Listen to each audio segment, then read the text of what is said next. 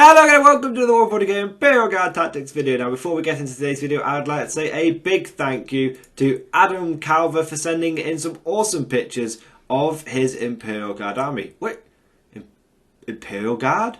But those vehicles seem a bit ragged, and those guardsmen seem to have painted their skin green. Oh my god, it's not an Imperial Guard army, it's the Grot Guard, you gits! Absolutely fantastic army. In fact, Adam has sent in some pictures previously of his Spire Guard that I showed off in another video, and they looked awesome, and they looked good. Now these guys look even better. Absolutely fantastic. Love the pictures, love the concept of the Grot Guard. It's just such a cool idea. Love all the different vehicles. That picture with the column, with the convoy of them. It's just such a cool idea. I could look at these pictures, I could gush over this army non-stop. But we have to unfortunately drag ourselves away and talk about some tactics. But thank you for sending these pictures in, Adam. They are awesome. If anyone else has got any cool pictures of their Guard or Grot Guard armies they want me to use in my videos, then please post them on my Facebook page or email them directly to me. There will be a link down in the description below. Now before we get into the video, I'd also like to say a big thank you to the channel Patreon supporters. Genuinely, this channel would be a big bag of poo without my Patreon supporters. I'd probably still be doing this on my phone and all that kind of stuff. And it's thanks to the support of my awesome Patreon supporters that I'm able to use proper software and do good battle reports and good videos and go to tournaments and stay on the cutting edge of the meta and all that kind of stuff. So big thank you to the Patreon supporters. If anyone would be interested in supporting me on Patreon, head on over. There's no limits, there's no minimums, there's no maximums, there's no levels or anything like that. I don't believe in any of that stuff. I don't do this to make loads of money. I just do this to try and, bring some tactics help to some Guard players. And so all the Patreon money gets reinvested back into the channel, and it's just a case of you want to give $1, fantastic, great. You want to give more, that's absolutely awesome. I'm just grateful for any donations that I get. So thank you to the Patreon supporters from the bottom of my heart. I mean it. But without further ado, before we get too gushy, let's get into today's tactics video. So what I want to talk about today, guys, is the current competitive core of a standard Imperial Guard list. Okay, so what we're talking about here, guys, is you want to build a strong, competitive Imperial Guard army. This is the core. This is what you will need. This is what is currently doing the rounds in 9th edition. Now, bear in mind that this video is very susceptible to be made redundant, because the moment that an Imperial Guard Codex comes out, or some sort of supplement or 9th edition thing comes out, FAQ, it could change. But right now, as I'm recording this video, this is what you will need to think about, you will need to buy, you will need to build if you want to have a core competitive Guard army. So the first unit we're going to be talking about is an obvious one. It is the Leman Russ Tank Commander. Okay, now you are going to need your Leman Russ Tank Commanders. Correction, you're going to need 3 of them. Okay, now this army is pretty much, I should say before going any further, the core that I'm talking about is pretty much can be used for any regiment, but we will go into competitive regiment traits at the end. Okay, just a quick overview. So back to it, tank commanders. Okay, these are the core that these are just so vital. They have been good since they were released. They were good in 7th. They are great. They were great in 8th, and they are vital in 9th. When Guard are on one knee at the moment, and we're trying to get back up onto both feet, but right now tank commanders are fantastic. Long story short, guys, they bring a really key thing to the Guard, which is Ballistic Skill 3+ on our big boom boom weapons. We have access to other Ballistic Skill 3+ units. Don't get me wrong, we've got things like Veterans, we've got other ones, but they don't tend to have the same boom boom. They don't tend to have the same damage output, and you need that Ballistic Skill 3+. Especially with the general points increases with 9th edition, most Guard players are only looking to bring about 3 or 4 Leman Russes anyway, so you might as well make them all tank commanders. Now, we're not just talking about any old tank commander here. Let's drill down and be a bit more specific. We're talking about Leman Russ Demolisher Cannon tank commanders.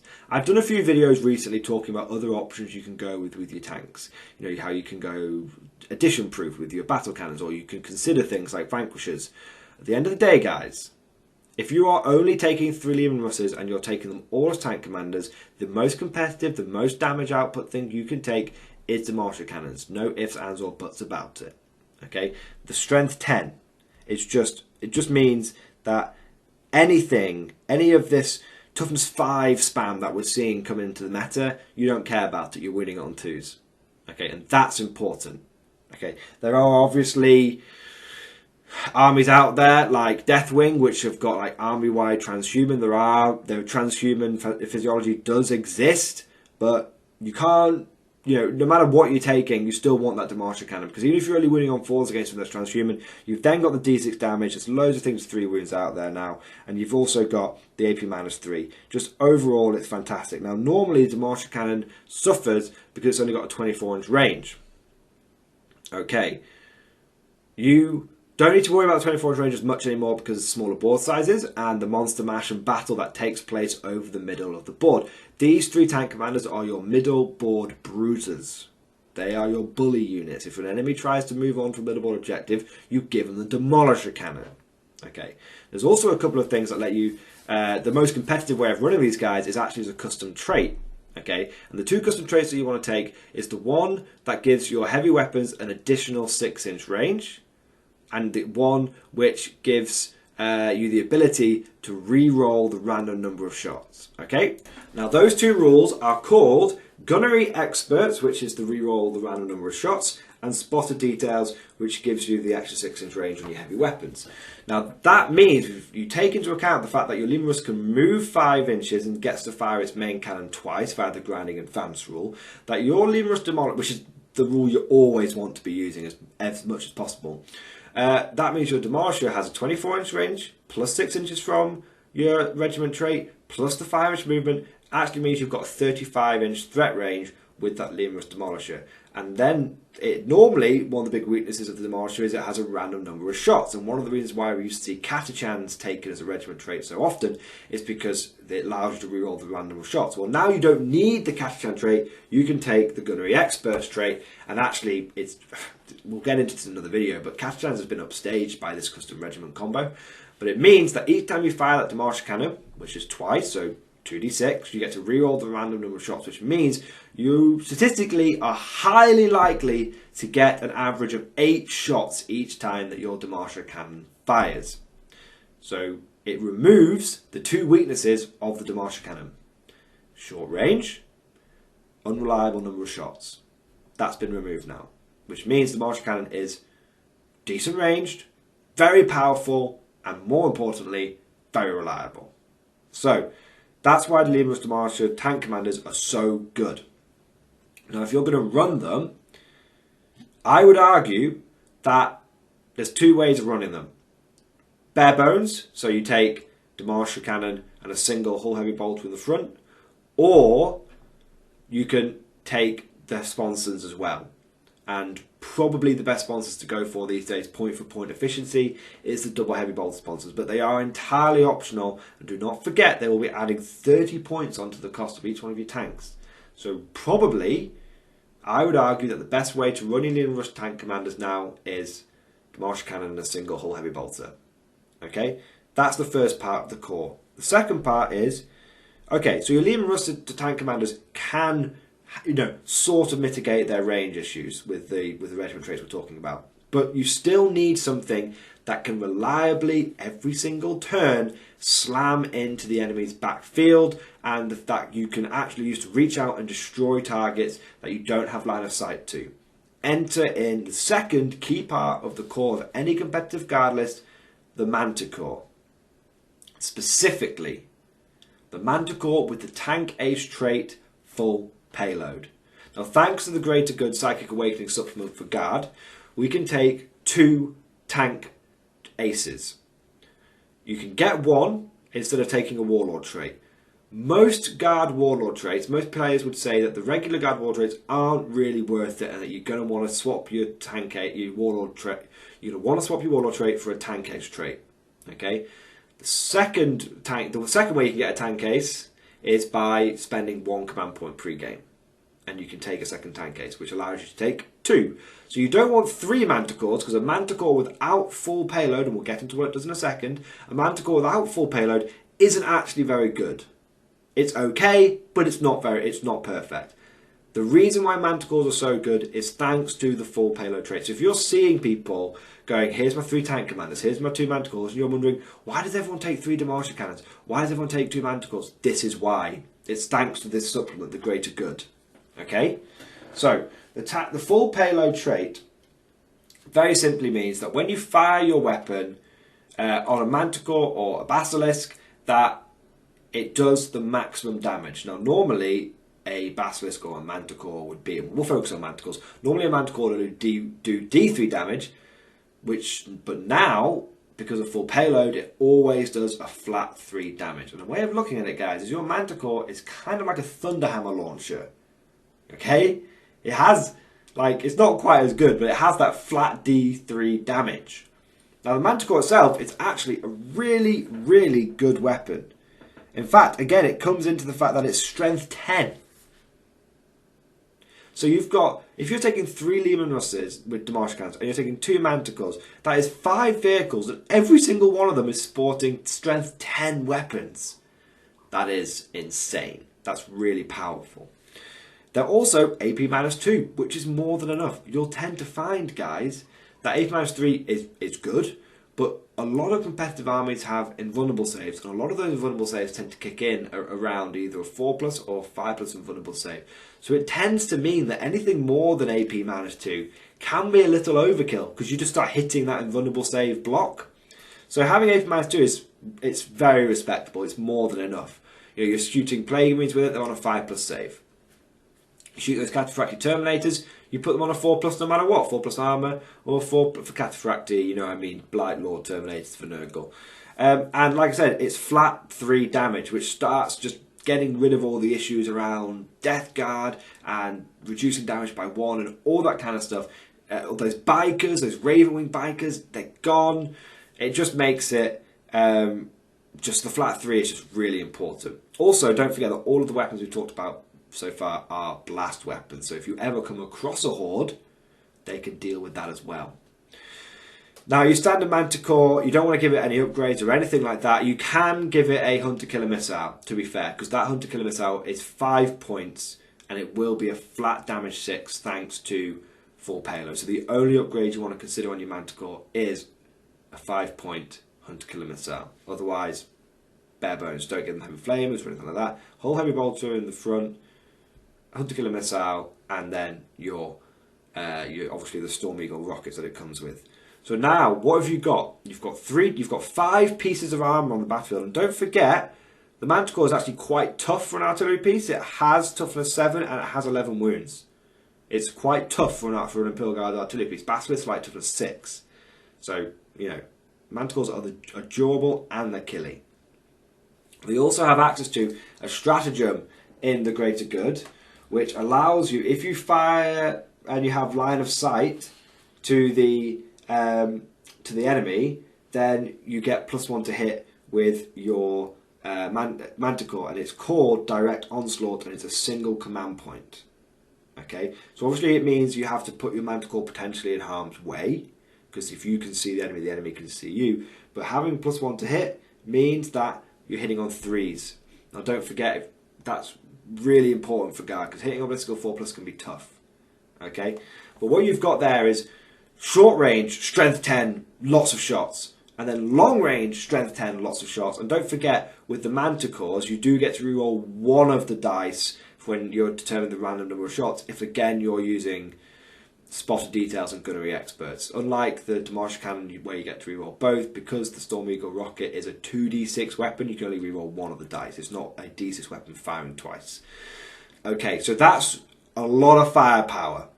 To be honest, that is all your long range and short range. That's all your major firepower covered in those 5 units. And it's 5 pieces of armour, so it's not anything to be sniffed at.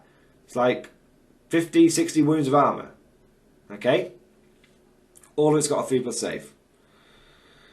But what you need now is the ability to mess around and fight in the combat phase. And you need screening and you need counter-attack, and you need combat capabilities. And there is only one unit that is guaranteed to tick all those boxes, and that is Bulgryns.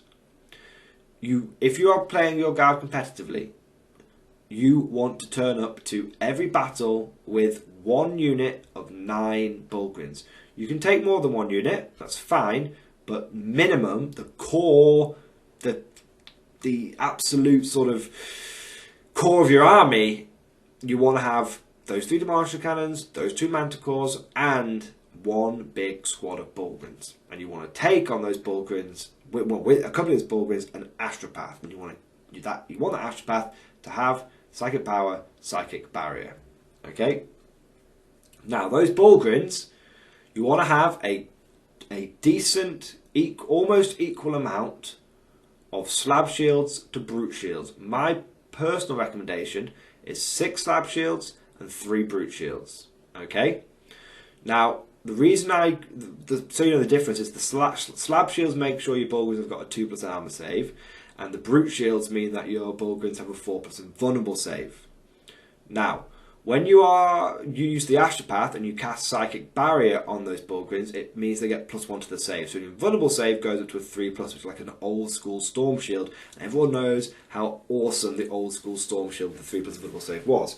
But it also means that your Bulgryns, your slab shields, give you a 1+ armor save. You still fail on a roll of a 1, but it means that the enemy has to start stacking the AP onto them to start getting through your armor save. Now, the great thing about slab shields as well is when you are being shot at in the shooting phase, you can use the stratagem take cover for 1 CP on them, and that gives them another +1 to your armor save only.